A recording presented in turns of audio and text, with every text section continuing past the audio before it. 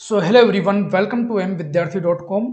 My dear friends, हम पढ़ रहे थे जनरल साइंस और जनरल साइंस के अंदर हमारे 2 लेक्चर ऑलरेडी कंप्लीट हो चुके और आज हमारा यहाँ पे लेक्चर नंबर 3 रहने वाला है। लेक्चर नंबर 1 के अंदर मैंने आपको कंप्लीट आई स्ट्रक्चर के बारे में बताया था। लेक्चर नंबर 2 में हमने आई डिफेक्ट्स यानी कि नेत्र से संबंधित रोगों के बारे में देखा था, जो कि मैंने आपको बताया था इंपॉर्टेंट है। तो आप पे आई आंख कंप्लीट आना चाहिए, क्योंकि वहां से एक क्वेश्चन आपके एग्जाम में आएगा ही आएगा।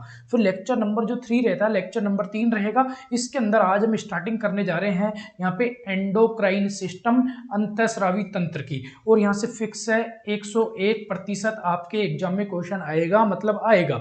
एंडोक्राइन सिस्टम हालांकि थोड़ा लेंथी होने वाला है, लगभग मुझे 3 to 4 आवर इस चैप्टर को कंप्लीट करने में लगेगा। आप 3.5 से 4 घंटे मान के चलो, लेकिन यहाँ से 1 से 2 क्वेश्चन डेफिनेटली पूछा जाएगा। सबसे ज्यादा इंपॉर्टेंट क्वेश्चन क्या बनेगा आपको वो मैं बता दूंगा, ठीक है। तो सबसे पहले हम इन 3 से 4 घंटे में थ्योरी पढ़ेंगे, फिर हम एक्स्ट्रा लगभग 100 क्वेश्चन के समथिंग हम क्वेश्चन प्रैक्टिस करेंगे।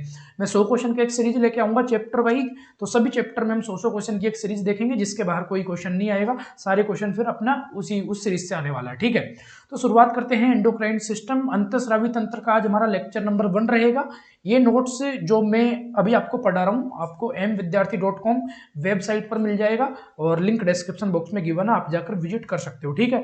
तो शुरुआत करते हैं। अगर चैनल पे नए हो तो चैनल को सब्सक्राइब कर लीजिए। आपको यहाँ पे डेली की क्लास मिलती रहती है और आपको पता है हमारी क्लास कैसी होती है, क्वालिटी वाली क्लास होती है। कैसी होती है? क्वालिटी वाली क्लास होती है, ओके। तो शुरुआत करते हैं। देखो, एंडोक्राइन सिस्टम, इसको हिंदी में बोला जाता है अंतःस्रावी तंत्र। अंतःस्रावी तंत्र, अब मैं आपको स्टार्टिंग करता हूं, जिससे मैं स्टार्टिंग कर रहा हूं सुन लो। हमारा शरीर, हमारी बॉडी किससे मिलकर बनी हुई होती है? क्या सेल से मिलकर बनी हुई होती है? क्या कोशिका के समूह से मिलकर बनी हुई होती है? यस, बच्चा बच्चा जानता है, 5वीं क्लास का बच्चा भी बता देगा। जो हमारा शरीर होता है वो कई सारी कोशिकाओं से मिलकर बना हुआ होता है। तो मैं आपको एक सीक्वेंस याद कराता हूँ, आप उसको याद कर लो। पहले समझा देता हूँ, फिर आप याद कर लेना। हमारी बॉडी किससे मिलकर बनी हुई होती है? सेल से मिलकर। किससे? सेल से मिलकर। तो फर्स्ट नंबर पे सेल, बिल्कुल सबसे छोटी इकाई क्या है हमारी बॉडी की? वो है सेल। और सेल के कई सारे समूह, देखो एक है सिंगल सेल है, और फिर ऐसी सेल के कई सारे समूह, कई सारे समूह, ऐसे कई सारे समूह मिलकर क्या बनाते हैं? ये ऊतक बनाते हैं। क्या बनाते हैं? ये ऊतक बनाते हैं। अब एक क्वेश्चन पूछा जाता है कि ऊतक क्या होता है, बताइए। तो आप लिखोगे कि कोशिकाओं के समूह को ऊतक कहते हैं। ये तो एक लाइन हो गई छोटी सी। अगर आपसे ज्यादा शब्दों में उत्तर पूछ लिया जाए तो फिर हमको क्या क्या लिख के आना है? सुनो, जो कोशिका होती है, कोशिकाओं के समूह को ऊतक कहते हैं, लेकिन एक्स्ट्रा लाइन क्या ऐड करनी है? जो ये सेल होती है ना, जो देखो ये कई सारी सेल है, तो ऊतक उसी को बोलेंगे। जो ये सेल होती है, इनकी उत्पत्ति, इनकी ओरिजिन सिमिलर होनी चाहिए, समान होनी चाहिए। इनका कार्य, इनकी उत्पत्ति और इनका कार्य दोनों कैसा होना चाहिए? सिमिलर होना चाहिए। क्या होना चाहिए? सिमिलर होना चाहिए। कार्य हो गया एक तो, और एक हो गया आपका उत्पत्ति। उत्पत्ति और कार्य दोनों कैसा होना चाहिए? इसका सिमिलर होना चाहिए, तभी जाकर हम उसको टिश्यू नाम देंगे। इंपॉर्टेंट है, याद रखना, क्वेश्चन पूछा जा सकता है। तो एक सेल, एक सिंगल सेल सबसे छोटी इकाई, फिर कई सारी सेल मिलकर क्या बनाएगी? ऊतक बनाएगी। मैंने यहाँ पे लिख रखा है, देखो, ग्रुप ऑफ सेल्स। ये कई सारी सेल है, और ये बीच में मैंने पॉइंट लगा रखा है, क्या? ये न्यूक्लियस है। मैंने बताया था, वैसे लेक्चर नंबर 1 के अंदर ही बता दिया था। जो हमारी कोई भी सेल होती है सिंगल सेल, उसमें आपको एक तो न्यूक्लियस मिलेगा, कन्फर्म में मिलेगा ही मिलेगा। एक आपको साइटोप्लाज्म मिलेगा, कन्फर्म में कोशिका द्रव्य मिलेगा ही मिलेगा। और एक आपको यहाँ पे सेल मेम्ब्रेन, कोशिका झिल्ली मिलेगी ही मिलेगी। एक ये सेल की खासियत होती है सिंगल सेल की, ये दोनों तीनों चीजें उसके अंदर मिलती है। तो कई सारी सेल्स का समूह, उसको हम टिश्यू बोलते हैं। और टिश्यू, अब देखो, अब टिश्यू मिलकर क्या बनाएगा? अब टिश्यू क्या बनाएगा? टिश्यू, टिश्यू देखो, टिश्यू बनाएगा। यहाँ पे टिश्यू को हिंदी में बोला जाता है ऊतक। ऊतक टिश्यू मिलकर बनाएगा टिश्यू सिस्टम। मैंने यहाँ पे लिखा नहीं, क्यों नहीं लिखा आपको मैं बताऊंगा। टिश्यू मिलकर बनाएगा टिश्यू सिस्टम, यानी कि ऊतक तंत्र। और ऊतक तंत्र को ही हम ऑर्गन नाम दे सकते हैं।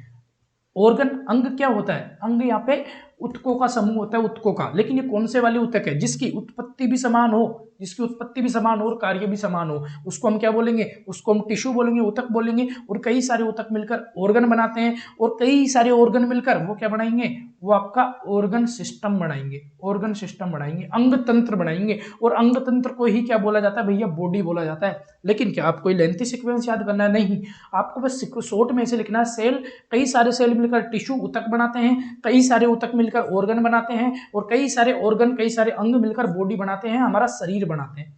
तो ये मैंने लिख रखा है, ग्रुप ऑफ ऑर्गन को क्या बोलेंगे? यहाँ पे बॉडी बोलेंगे। आपको समझ आ गया होगा। अब सवाल ये कि यार ये मैंने आपको क्यों बताया? चैप्टर का नाम है अंतःस्रावी तंत्र, और मैं आपको क्या पढ़ा रहा हूँ यहाँ पे, तो वो आपको तभी समझ आएगा जब आपको ये ऊतक समझ आया होगा कि ऊतक क्या होता है।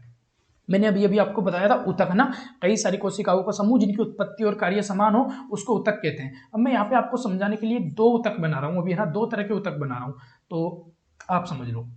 ये यहाँ पे कई सारी कोशिकाएं हो गई जिनकी उत्पत्ति और कार्य दोनों समान है, ठीक है। ये सेकंड वाला ऊतक भी मैं आपको बना देता हूँ, कुछ समझाना चाह रहा हूँ वो आप समझना। तो यहाँ पे भी ये क्या हो गया आपका, ये आपकी यहाँ पे सेल हो गई, ये इसमें मैंने न्यूक्लियस बना दिया, ये मैंने इनमें साइटोप्लाज्म मैंने दोनों में भर दिया। अब ये आपका टिश्यू नंबर 1 है और ये आपका टिश्यू नंबर 2 है, लेकिन यहाँ पे दोनों में एक डिफरेंस है, मैं डिफरेंस बता देता हूँ। जो टिश्यू नंबर 1 है ना, इसके अंदर कुछ ऐसा पदार्थ भी पाया जाता है, कुछ ऐसा पदार्थ पाया जाता है, ऐसा केमिकल पाया जाता है जो इस वाले में नहीं मिलेगा। T1 के अंदर ऐसा पदार्थ मिलता है, ऐसा स्रावी पदार्थ मिलता है, ऐसा सिक्रेटरी मैटर मिलता है जो T2 के अंदर, इस T2 के अंदर नहीं मिलेगा, और इसको हम नाम देते हैं स्रावी पदार्थ। जस्ट मैं आपको एक चीज समझाऊं, हमारी बॉडी में क्या मिलता है, ब्लड मिलता है, यूरिन मिलता है, और भी बहुत सारी चीजें कोशिका द्रव्य है। तो क्या हम उनको ये बोल सकते हैं कि ये स्रावी पदार्थ है? अगर मान लो आपकी बॉडी से मेरी उंगली से खून निकल रहा है, तो क्या मैं ये बोलूंगा, ये मैं यही बोलूंगा ना कि मेरी उंगली से, मेरी बॉडी से खून का स्त्रवण हो रहा है, बोलूंगा? तो उस स्त्रवण को क्या बोलेंगे कि स्रावी पदार्थ। खून हो गया, ब्लड खून, और आपका यूरिन हो गया, साइटोप्लाज्म हो गया, कोशिका द्रव्य, इनको हम यही बोलेंगे ना कि स्रावी पदार्थ है। तो दो तरह के टिश्यू हमारी बॉडी में मिलते हैं, T1 एंड T2। T1 उस टाइप के हैं जो केमिकल सिक्रेट करते हैं, कोई भी XYZ कोई भी केमिकल। अब वो केमिकल क्या होते हैं पूरे चैप्टर में पढ़ेंगे हम, तो उसको हम नाम देंगे स्रावी पदार्थ। क्या नाम देंगे? स्रावी पदार्थ। और एक ये है जो क्या करता है, ये कुछ भी किसी भी चीज का स्त्रवण नहीं करता, ये नॉर्मल टिश्यू है, तो हम इसको बोल देंगे T2 को, ये अस्रावी है। तो जो ये स्रावी ऊतक है ना, ये दोनों ऊतक ही थे, T1 T2। तो जो ये स्रावी ऊतक है, ये स्रावी ऊतक है, देखो अस्रावी ऊतक और स्रावी ऊतक। ये वाला आपका क्या था, ये वाला आपका T1 था और ये वाला आपका T2 था, मैंने अभी नीचे डायग्राम बनाया था। तो जो ये स्रावी ऊतक है ना, ये T1 भी जो स्रावी ऊतक है, इसको नाम दिया जाता है क्या? ग्रंथि। देखो, ग्रंथि किसको बोलते हैं? जो किसी भी चीज का सिक्रेशन करे, स्त्रवण करे, उसको हम ग्रंथि बोलते हैं। और जो ये स्रावी ऊतक है, जो ये ग्रंथि है, इसके भी यहाँ पे 2 टाइप होते हैं। अब देख लो, यहाँ से अच्छे से समझ लेना, आपको फिर पूरा चैप्टर आसानी से समझ आएगा। जो स्रावी ऊतक होता है, स्रावी ऊतक को नाम दिया ग्रंथि, और जो ग्रंथि होती है उसके भी यहाँ पे 2 टाइप होते हैं। फर्स्ट ये रहा और सेकंड ये रहा। अब आप बोलोगे इन दोनों में क्या अंतर है, तो अब सुन लेना अच्छे से। जो ये ग्रंथियां होती है ना, ग्रंथियां भी दो तरह की होती है। फर्स्ट टाइप की ग्रंथि वो है, हमारी बॉडी में 2 तरह की ग्रंथि मिलती है टोटल, मैं आपको बताऊंगा। एक तो वो तरह की ग्रंथि, देखो मैंने डायग्राम बना रखा है, आप इधर ही समझो। ये क्या है? ये आपका ऊतक है। और कौन सा वाला ऊतक है? ये स्रावी ऊतक है। स्रावी ऊतक को क्या नाम दिया था? ग्रंथि। ये क्या है? ये भी आपका ऊतक है। और कौन सा टाइप का ऊतक है? ये भी वही आपका स्रावी ऊतक है। अब दोनों में डिफरेंस क्या है? दोनों में डिफरेंस ये है, दोनों के अंदर ही केमिकल तो बनेगा, मैंने बताया स्रावी है, अस्रावी को तो हम अलग ही छोड़ के आ गए। अभी स्रावी के बारे में पूरे चैप्टर में हम पढ़ने वाले हैं। तो स्रावी यहाँ पे स्त्रवण करेगा। अभी स्त्रवण 2 तरीके से करते हैं। जो फर्स्ट टाइप का स्रावी ऊतक है, जो फर्स्ट टाइप की ग्रंथि है, वो ये जो मैंने dash dot dot dot dot ये बना रखे हैं ना, ये ब्लड है। तो ये क्या करता है कि डायरेक्ट ब्लड में अपने केमिकल सिक्रेट कर देता है, इस तरीके से डायरेक्ट ब्लड में। ये ब्लड के टच में रहता है, डायरेक्ट केमिकल ब्लड में ही, खून में ही ब्लड वो केमिकल निकालता है।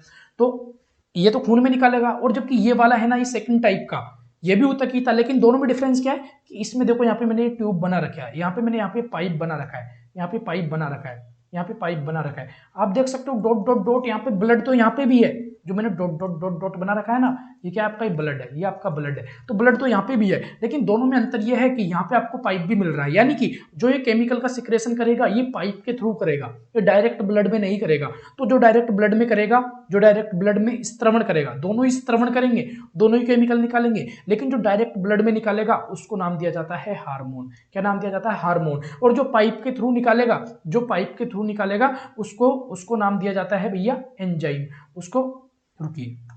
उसको क्या नाम दिया? उसको एंजाइम नाम दिया। दोनों में डिफरेंस क्या है? इस वाले में पाइप नहीं है और सेकंड वाले में पाइप है। तो जो पाइप के थ्रू निकालेगा वो एंजाइम का सिक्रेशन करता है, और जो विदाउट ट्यूब के सिक्रेशन करता है वो हार्मोन का सिक्रेशन करता है। अब देखो, एंजाइम का काम होता है पाचन के। एंजाइम का काम जैसे कि पेप्सिन हो गया, HCl हाइड्रोक्लोरिक अम्ल हो गया, आप जानते हो, बचपन से पढ़ते हुए आ रहे हो। जो एंजाइम होते हैं वो हमारे, जैसे कि मैंने आपको हमारे जो पाचन तंत्र, डाइजेस्टिव सिस्टम में जो एंजाइम मिलते हैं वो बताया। एंजाइम का काम क्या होता है? पाचन होता है। और हाँ, एक तो जो ब्लड के अंदर ही डायरेक्ट डाल रहा है, और एक जो पाइप के थ्रू निकाल रहा है, जैसे कि हमारी लार ग्रंथि हो गई, सलाइवा, जो पाइप के थ्रू लार आ रही है, जैसे कि हम हमारे कानों में से जो मैल निकालते हैं, जो मोम निकालते हैं, वो भी यहाँ पे पाइप के थ्रू आ रही है, तो उनको क्या बोलते हैं? उनको हम बहिस्रावी ग्रंथि बोलते हैं। तो ये क्या होते हैं? ये ब्लड में नहीं जाते, एक इनका लोकल एरिया होता है, बस ये लोकल एरिया तक ही फिक्स काम करते हैं। ये वाले होते हैं ना जो ये लोकल एरिया तक ही फिक्स काम करते हैं, कौन से वाले? बहिस्रावी। जैसे मोम आई तो कानों में आएगी, लार आई तो मुंह में आएगी, लेकिन जो हार्मोन है वो क्या करते हैं? ये ब्लड में निकलते हैं, ये ब्लड में निकलते हैं। तो ये ब्लड में निकलेंगे तो ब्लड तो बताओ हमारी क्या पूरी बॉडी में मिलता है? क्या ब्लड पूरी बॉडी में मिलता है? मेरे सिर में भी मिलता है, मेरी गर्दन में मिलता है, मेरे पेट में भी मिलता है, मेरे पैरों में भी मिलता है, मेरे हाथों में भी मिलता है, सब जगह मिलता है। तो जो ब्लड होता है वो पूरी बॉडी में काम करता है, इसी वजह से पूरी बॉडी को क्या बोलते हैं हम? जैसे कि मैंने अभी अभी आपको बताया था, बॉडी को बॉडी बोलेंगे, लेकिन जब बॉडी का इसको जो साइंस के लैंग्वेज में जो यूज यहाँ पे टर्म यूज लेंगे पूरी बॉडी के लिए, उसको हम लेते हैं सिस्टमेटिक। तो जो हार्मोन होते हैं ये सिस्टमेटिक इफेक्ट शो करते हैं, और जो एंजाइम होते हैं, जो बहिस्रावी ग्रंथियां होती है, बताऊंगा अंतःस्रावी क्या होती है, बहिस्रावी क्या होती है। जो ब्लड के अंदर ही डायरेक्ट डाले केमिकल वो अंतःस्रावी ग्रंथि, जो ब्लड के बाहर पाइप के थ्रू डाले वो बहिस्रावी ग्रंथि। तो ये लोकल इफेक्ट शो करती है बहिस्रावी ग्रंथियां, और जो अंतःस्रावी ग्रंथियां होती है ये क्या? सिस्टमेटिक इफेक्ट शो करती है। ये वाली बहिस्रावी पाचन का काम करती है, और ये जैविक कार्य करती है, जैविक कार्य। अभी जैविक कार्य क्या होते हैं पूरे चैप्टर में पढ़ने वाले, घबराने की जरूरत है नहीं, आपको बस इतना समझ आ जाना चाहिए। हमारी बॉडी की सबसे छोटी इकाई क्या है? कोशिका। कई सारे सेल, कई सारी कोशिकाओं का समूह मिलकर क्या बनाता है? ऊतक। और ऊतकों के समूह को क्या बोलते हैं? ऊतक तंत्र। ऊतक तंत्र क्या बनाएगा? ऑर्गन बनाएगा, और ऑर्गन अंग, और अंग ऑर्गन सिस्टम।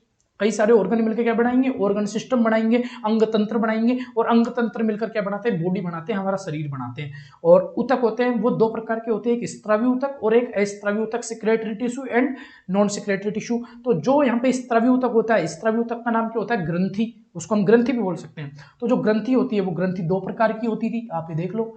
एक तो होगी, अब दोनों में अंतर क्या है? अंतःस्रावी ग्रंथि और बहिस्रावी ग्रंथि। बहिस्रावी में पाइप होगा, वो ब्लड में डायरेक्टली अपने केमिकल सिक्रेट नहीं करेगी, अंतःस्रावी डायरेक्ट अपने ब्लड में केमिकल सिक्रेट कर देती है। बस ये आपको खत्म होता है। अब देखो थ्योरी लिख रखी है, इसको पढ़ लो। मनुष्य शरीर अनेक कोशिकाओं से मिलकर बना हुआ होता है। अनेक कोशिकाएं मिलकर ऊतक, मैंने बताया कई सारी कोशिकाएं मिलकर क्या बनाएगी? ऊतक बनाएगी, और कई सारे ऊतक मिलकर क्या बनाएंगे? अंग बनाएंगे। कई सारे अंग मिलकर क्या बनाएंगे? ऊतक तंत्र बनाते हैं। सॉरी, कई सारे अंग मिलकर क्या बनाते हैं? अंग तंत्र बनाते हैं, और कई सारे अंग तंत्र मिलकर क्या बनाते हैं? हमारी बॉडी बनाते हैं, हमारा शरीर बनाते हैं। ये एग्जाम में क्वेश्चन आ सकता है, अगर आप आरएस वगैरह का एग्जाम देने वाले हो तो 15 to 20 वर्ड में आपसे ये पूछा जा सकता है। मैंने बताया था ग्रंथियां दो प्रकार की होती है, अंतःस्रावी ग्रंथि, बहिस्रावी ग्रंथि। बहिस्रावी ग्रंथि में आपको पाइप भी मिलेगा, इसमें आपको पाइप नहीं मिलता। इस वाली में आपको पाइप नहीं मिलेगा, इसमें आपको पाइप मिलेगा। और अंतःस्रावी डायरेक्ट ब्लड में निकालती है सामान पूरा, और जो बहिस्रावी होती है वो ब्लड में पूरा सामान डायरेक्ट नहीं निकालती। रुकिए, इसमें क्या हुआ भाई साहब? चालू रखिए। ओके, लैपटॉप हैंग हो गया यार, रुकिए मैं आपको भी सब कुछ बताता हूँ।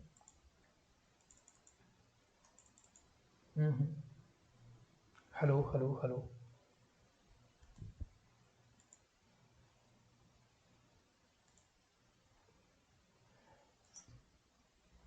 Just 1 minute.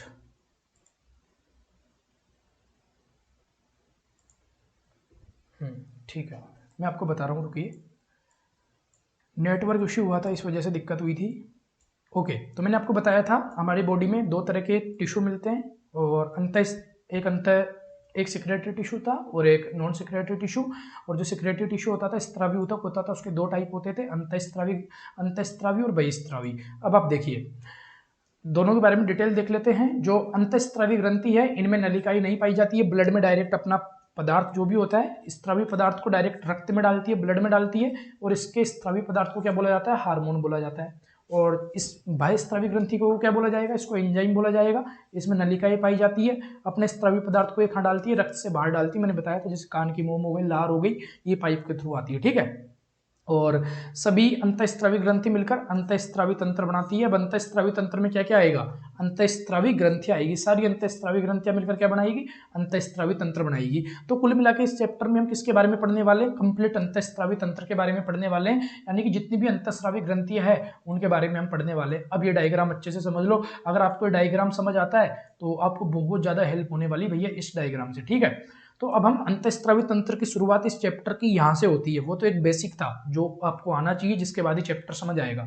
तो मनुष्य शरीर में पाई जाने वाली अंतःस्रावी ग्रंथियां, टोटल मैंने यहाँ पे 9 ग्रंथियों का नाम लिख रखा है। अब 9 ग्रंथियों की लोकेशन आपको याद होनी चाहिए, क्योंकि एग्जाम में क्वेश्चन पूछे जाते हैं। अगर आप कोई बड़ा कॉम्पिटिटिव एग्जाम दे रहे हो, जैसे आरएस का हो गया, यूपीएससी का हो गया, तो एसआई वगैरह, तो इनमें क्या होता है कि ये चीजें पूछ ली जाती है, लोकेशन पूछ ली जाती है, कौन सी ग्रंथि कहाँ पे स्थित है, ये चीज पूछी जाती है। रुकिए, ओके।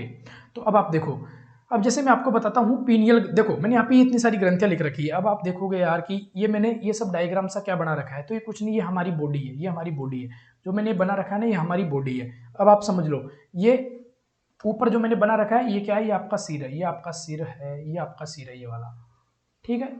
और ये आपकी गर्दन हो गई, और आपका ये क्या है, ये आपका वक्स, वक्स वाला एरिया, ये थोरेक्स है ना, ऊपर वाला थोरेक्स है, वक्स मैंने यहाँ पे बना भी रखा है। ये देखिए ये वक्स है, ठीक है, ये बीच में डायफ्राम है, और ये यहाँ पे उधर है, यानी कि सबसे ऊपर मेरा सिर, सिर, फिर मेरी गर्दन, फिर मेरे पेट के ऊपर का एरिया, उसको मैं क्या बोलूंगा, वक्स बोलूंगा, इंग्लिश में बोलते हैं इसको थोरेक्स, थोरेक्स, ठीक है।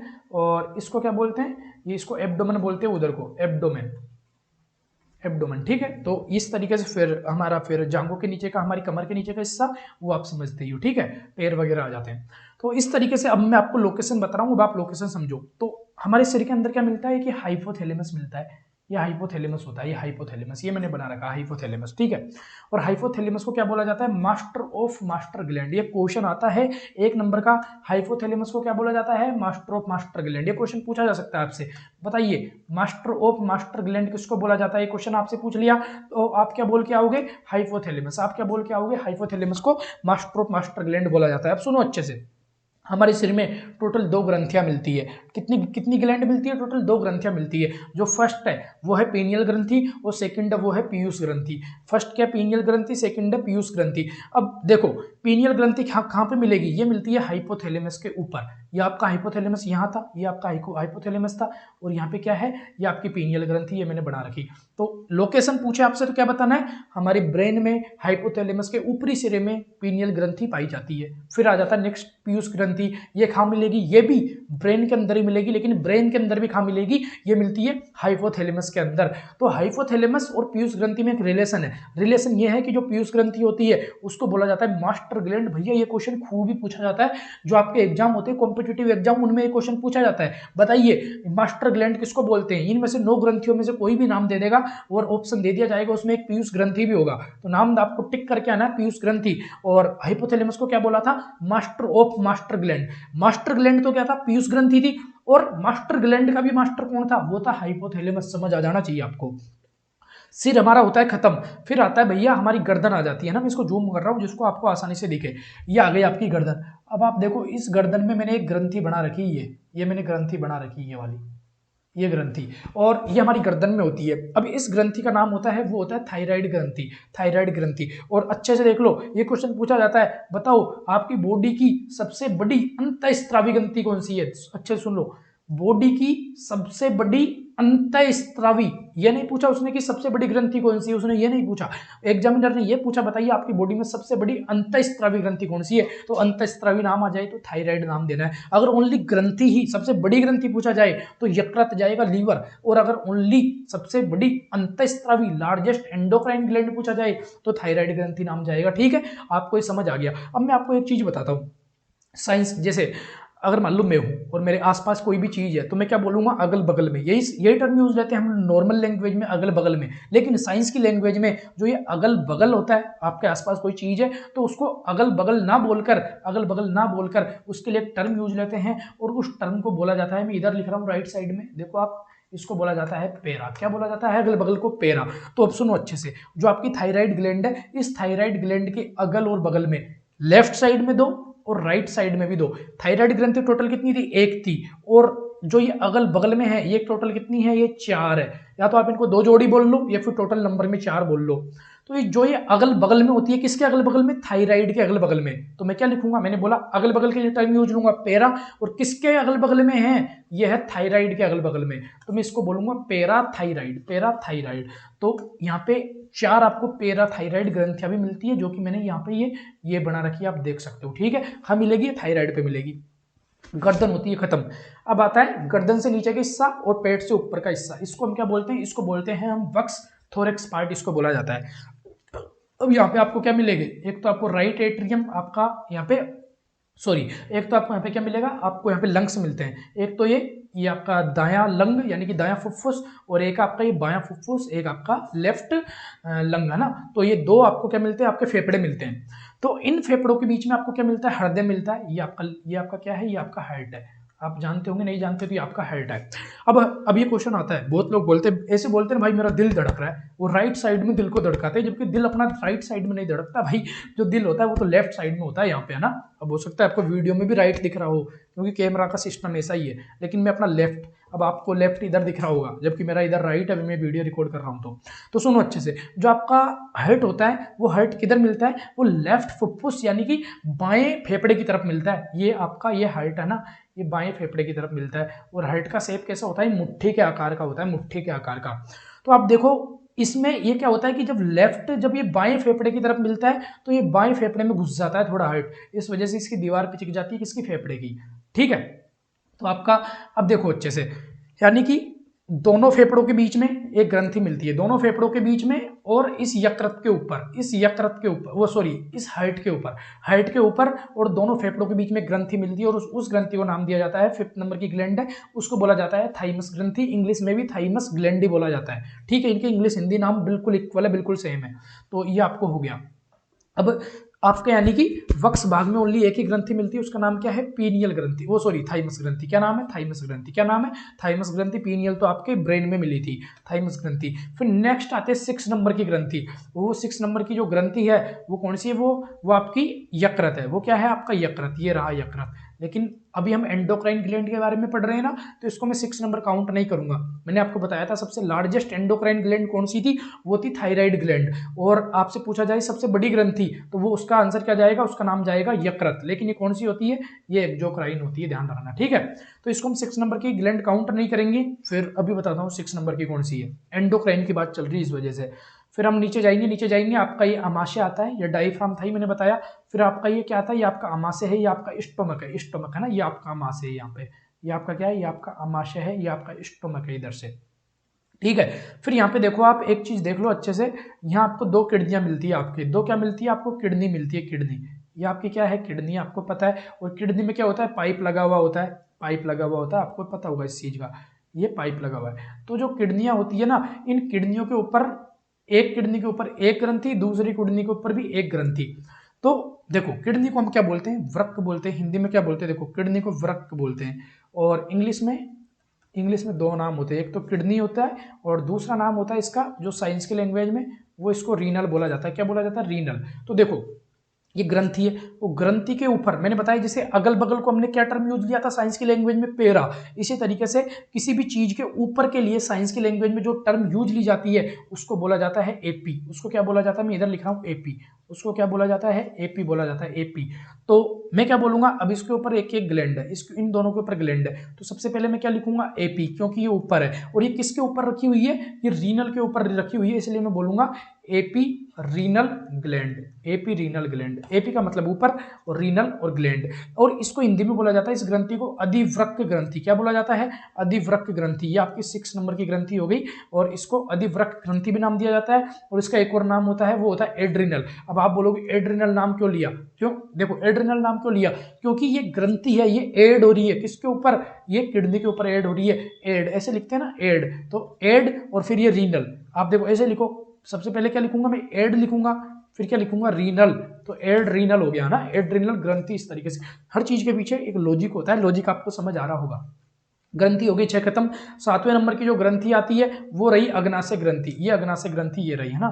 और ध्यान से सुन लो, ये क्वेश्चन पूछा जाता है, जो अग्नाशय ग्रंथि होती है ये कैसी होती है, मिक्स्ड ग्लैंड होती है। यानी कि ये मिक्स्ड क्यों होती है, आपको मैं बता देता हूँ। जो अग्नाशय ग्रंथि होती है ये हार्मोन भी बनाती है, ये एंजाइम भी बनाती है, यानी कि अंतःस्रावी भी होती है और ये बाह्यस्रावी भी होती है। इस वजह से इसमें पाइप भी मिलता है, पाइप भी मिलेगा, इस वजह से मिक्स ग्लैंड होती है। क्या क्या क्वेश्चन बढ़ रहे हैं यहाँ पे सुनो, बताओ मास्टर ग्लैंड किसको बोला जाता है, पीयूष ग्रंथि पिट्यूटरी ग्लैंड को मास्टर ग्लैंड बोला जाएगा। बताओ मास्टर ग्लैंड किसको बोला जाता है, हाइपोथैलेमस को मास्टर ग्लैंड बोला जाता है। फिर नेक्स्ट क्वेश्चन आपसे पूछ लेगा, बताओ सबसे लार्जेस्ट एंडोक्राइन ग्लैंड कौन सी है, तो उसका आंसर क्या जाएगा, थायराइड ग्रंथि। थायराइड ग्लैंड सबसे लार्जेस्ट एंडोक्राइन ग्लैंड है। फिर नेक्स्ट क्वेश्चन बनता है, बताओ हमारी बॉडी की सबसे लार्जेस्ट ग्लैंड कौन सी है, तो क्या नाम जाएगा यहाँ पे, वो जाएगा लीवर, यकृत। आपसे पूछ लिया जाए, बताओ आपकी बॉडी की सबसे लार्जेस्ट एक्सोक्राइन ग्लैंड कौन सी है, तो नाम जाएगा लीवर, यकृत। आपको समझ आ रहा होगा। फिर आपसे पूछ लिया जाए, बताओ हमारी बॉडी में ऐसी कौन सी ग्रंथि है जो कि मिक्स्ड ग्लैंड होती है, मिश्रित ग्रंथि होती है, तो नाम क्या जाएगा, अग्नाशय। क्या नाम जाएगा, अग्नाशय। और इस अग्नाशय को इंग्लिश में बोला जाता है पेनक्रियाज। क्या नाम बोला जाता है इसको, पेनक्रियाज ग्लैंड, है ना, पेनक्रियाज ग्लैंड, इसको नाम दिया जाता है पेनक्रियाज ग्लैंड, अग्नाशय ग्रंथि। आपको समझ आ गया होगा, 7 ग्रंथियां होती है, खत्म। नेक्स्ट नंबर की जो ग्रंथि आती है वो आती है 8वीं ग्रंथि और एक 9वीं ग्रंथि। तो 8वीं और 9वीं ग्रंथि ऐसी ग्रंथि है जो कि मेल के अंदर तो ओनली 8वें नंबर की ग्रंथि मिलती है, जबकि फीमेल के अंदर 9वें नंबर की ग्रंथि मिलती है ओनली। तो आपको भी पता है जो वर्षण होते हैं वो ओनली मेल में ही मिलते हैं। वर्षण को इंग्लिश में क्या बोलते हैं, टेस्टिस बोलते हैं। ये टेस्टिस मैंने 2 यहाँ पे लटका रखे हैं, 2 टेस्टिस बना रखे हैं, आप देख सकते हो, ठीक है। तो ओनली वर्षण किस में मिलेंगे, मेल में ही मिलते हैं, ओनली मेल में। और जो अंडाशय होते हैं, जो ओवरी होती है, आप देखो ये मैंने 2 ओवरी बना रखी है, ये बना रखी है ना, तो जो ओवरी होती है वो ओनली फीमेल में ही मिलती है। आपको पता नहीं दिख रहा है, नहीं दिख रहा, रुकिए रुकिए रुकिए, आप इधर से देखो, जो ओवरी होती है, ओवरी किस में मिलती है, ओनली फीमेल में ही मिलती है। तो और इन दोनों को, टेस्टिस को और इसको क्या नाम दिया जाता है भैया, सेक्स ग्लैंड नाम दिया जाता है। क्या नाम दिया जाता है, रुकिए वापस दिक्कत हो गई इसमें, ओनली इसको सेक्स ग्लैंड नाम दिया जाता है, आप देख सकते हो, ठीक है। ओ माय गॉड, रुकिए, थोड़ा नेटवर्क इशू। ओके, मैंने आपको बताया था, क्या मैं क्या बता रहा था आपको, हमारी टोटल 9 ग्रंथियां मिलती है, 9 ग्रंथियों के बारे में मैंने आपको बताया था। और एक टेस्टिस था और एक क्या था आपका, वर्षण था। तो टेस्टिस किसके अंदर मिलते थे, मेल के अंदर मिलते थे वर्षण, और ओवरी अंडा से किसके अंदर मिलते थे, ओनली फीमेल के अंदर ही ये पाई जाती थी। तो 9 ग्रंथियां यहाँ पे खत्म होती है, इनकी लोकेशन आपको पता होनी चाहिए। मैंने आपको एक एक के बारे में बहुत अच्छे से समझा दिया, ठीक है। अब हम स्टार्टिंग करते हैं हमारी अग्नाशय ग्रंथि से। मैं चाह रहा हूँ अपन इसको नेक्स्ट लेक्चर से ही स्टार्ट करेंगे, अपन को ज़्यादा फायदा होगा, ठीक है। नेक्स्ट लेक्चर से ही हम इसको स्टार्ट करेंगे, ओके। तो ये आज हमारा यानी कि बेसिक था, जो मैंने आपको बेसिक पूरा पढ़ा दिया, ये कंप्लीट बेसिक था, ठीक है। तो ये बेसिक होता है खत्म, और यानी कि लेक्चर नंबर 1 यहाँ पे मैं खत्म करता हूँ। नेक्स्ट लेक्चर में चाह रहा हूँ कि मैं आपको 2 ग्रंथियाँ एक साथ पढ़ाऊंगा, या फिर पर्टिकुलर ग्रंथि के हिसाब से लेक्चर बनाऊंगा, हो सकता है मैं ग्रंथियों के हिसाब से लेक्चर बनाऊँ। तो लेक्चर नंबर 1 खत्म होता है, इसके अंदर मैंने आपको क्या क्या पढ़ाया मैं आपको एक बार रिकॉल करवा देता हूँ, रुकिए। तो हमारे बॉडी में कोशिका, सबसे छोटी इकाई क्या थी, कोशिका थी हमारी बॉडी की, सेल थी। सेल के कई सारे सेल के समूह मिलकर ऊतक बनाते थे, टिश्यू मिलाते थे, टिश्यू बनाते थे, टिश्यू मिलकर क्या बनाते थे, टिश्यू सिस्टम बनाते थे, और टिश्यू सिस्टम ऊतक तंत्र मिलकर ऑर्गन बनाते थे, अंग बनाते थे, और अंग मिलकर ऑर्गन सिस्टम बनाते थे, और ऑर्गन सिस्टम मिलकर हमारी बॉडी बनाते थे, हमारा शरीर का निर्माण करते थे। टिश्यू किसको बोलते थे, जिसकी ऐसी कोशिकाएं जिनकी उत्पत्ति भी समान हो और कार्य भी समान हो, उनको यहाँ पे क्या बोला जाता है, टिश्यू बोला जाता है। आगे जाके डाउट आएगा, इसलिए अभी इस चीज को याद कर लेना। फिर आपके ऊतक होते थे, वो 2 प्रकार के होते थे टिश्यू, एक होता था सिक्रेटरी टिश्यू और एक होता था नॉन सिक्रेटरी टिश्यू, स्त्रावी ऊतक और अस्त्रावी ऊतक। स्त्रावी ऊतक को नाम दिया था हमने ग्रंथि। और ग्रंथियां 2 प्रकार की होती थी, एक होती थी अंतःस्त्रावी ग्रंथि, एक होती थी बाह्यस्त्रावी ग्रंथि। अंतःस्त्रावी ग्रंथि जो अपना मटेरियल सिक्रेटरी, जो भी सिक्रेटरी मैटर होता था, जो केमिकल होते थे, उसको डायरेक्ट ब्लड में डालती थी, और इस वजह से इसको हमने नाम दिया था हार्मोन। और जो आपका इधर से क्या नाम से बहिस्त्रावी ग्रंथियां होती थी, उसको नाम इसलिए दिया क्योंकि उसमें पाइप होता था साथ में, तो वो पाइप के थ्रू जो भी उसका मैटर होता था, जो भी सिक्रेटरी पदार्थ होता था, उसको ब्लड में ना डालकर पाइप के थ्रू बाहर पहुंचाया जाता था, और उसको लोकल एरिया में, एक फिक्स एरिया होता था, उसी में वर्क करता था। जबकि जो हार्मोन होते हैं वो पूरी बॉडी में वर्क करते हैं। ये आपको समझ आ गया होगा, ठीक है।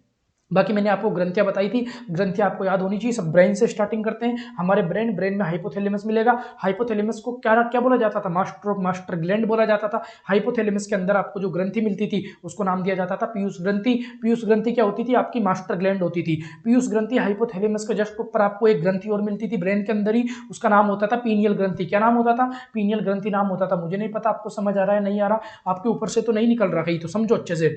फिर ये खत्म, सिर खत्म, सिर के नीचे आती थी गर्दन। गर्दन में थायराइड ग्रंथि मिलती थी, और थायराइड ग्रंथि के लेफ्ट साइड में 2 ग्रंथि मिलती थी, राइट साइड में दो ग्रंथियां मिलती थी, यानी कि 2 जोड़ी ग्रंथियां पाई जाती थी, अगल बगल में पाई जाती थी। अगल बगल के लिए टर्म यूज ली थी मैंने क्या, अगल बगल की टर्म यूज ली थी मैंने पैरा। तो 2 ग्रंथियां मिलती थी, 2 जोड़ी ग्रंथियां मिलती थी, टोटल 4 मिलती थी। पैराथायराइड ग्रंथि मैंने उसको नाम दिया था। गर्दन खत्म, गर्दन से नीचे आते हैं तो हमारा भाग आता है वक्स यानी कि थोरेक्स, और बीच में डायफ्राम, डायफ्राम के नीचे आपका उदर आता था, एब्डोमेन आता था। तो जो थोरेक्स होता था, जो वक्स होता था, वक्स के ऊपर आपको यहाँ पे एक जोड़ी यानी कि 2 आपको आपके लंग्स मिलते थे, फुफ्फुस मिलते थे, फेफड़े मिलते थे, फुफ्फुस के बीच में आपका हृदय मिलता था, हृदय आपका थोड़ा लेफ्ट साइड में रहता था, इस वजह से बायां जो फेफड़ा होता था वो थोड़ा धस जाता था अंदर की तरफ, और फेफड़े के दोनों फेफड़ों के बीच में और हृदय के ऊपर एक ग्रंथि मिलती थी, ग्रंथि को 5th नंबर की ग्रंथि, उसको नाम दिया था मैंने थाइमस ग्रंथि, थाइमस ग्लैंड। फिर ये हमारा वक्स भी खत्म, थोरेक्स भी खत्म, नीचे आ जाओ एब्डोमेन। एब्डोमेन में आपको क्या क्या मिलता था, एड्रिनल ग्रंथि मिलती थी, आप याद करो एड्रिनल ग्रंथि मैंने बताया था, जो वर्क के ऊपर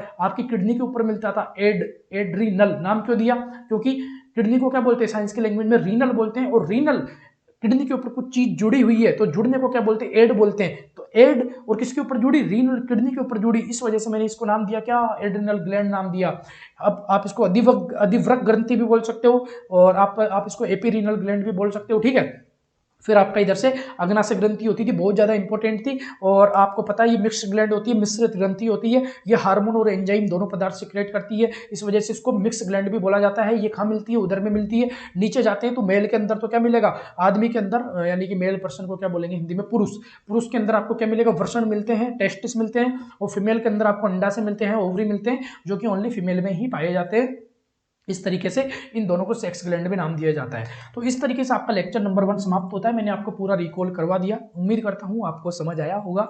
समझ आया हो तो आपको कुछ नहीं करना, बस आपको क्या करना है, वीडियो लाइक करना है, हमारा सपोर्ट करना है, और अपने दोस्तों के साथ शेयर करना, और अच्छे से पढ़ना है। और ये नोट्स आपको mvidyarthi.com पर मिल जाएंगी, लिंक डिस्क्रिप्शन बॉक्स में गिवन है। साइंस कॉम्पिटिटिव एग्जाम के नाम से फोल्डर बनाया हुआ है, उसमें फ्री ऑफ कॉस्ट है बिल्कुल, जाके आप अपना नोट्स डाउनलोड कर लेना और इसको रिवाइज कर लेना, ठीक है। आज का लेक्चर खत्म करते हैं। नेक्स्ट लेक्चर के अंदर देखेंगे हम क्या क्या देखेंगे, एंडोक्राइन ग्लैंड में फर्स्ट ग्रंथि देखेंगे जिसका नाम है अग्नाशय ग्रंथि, जो कि बहुत बहुत ज्यादा इंपॉर्टेंट है। क्वेश्चन आता है तो आपके एग्जाम में वहीं से आता है। सबसे ज्यादा इंपॉर्टेंट आपकी अग्नाशय ग्रंथि है, बाकी आपको मैं पढ़ाता जाऊंगा। एड्रेनल भी इंपॉर्टेंट है, लेकिन सबसे ज्यादा अग्नाशय है, ठीक है। तो मिलते हैं नेक्स्ट लेक्चर में, तब तक के लिए all the very best, thank you so much.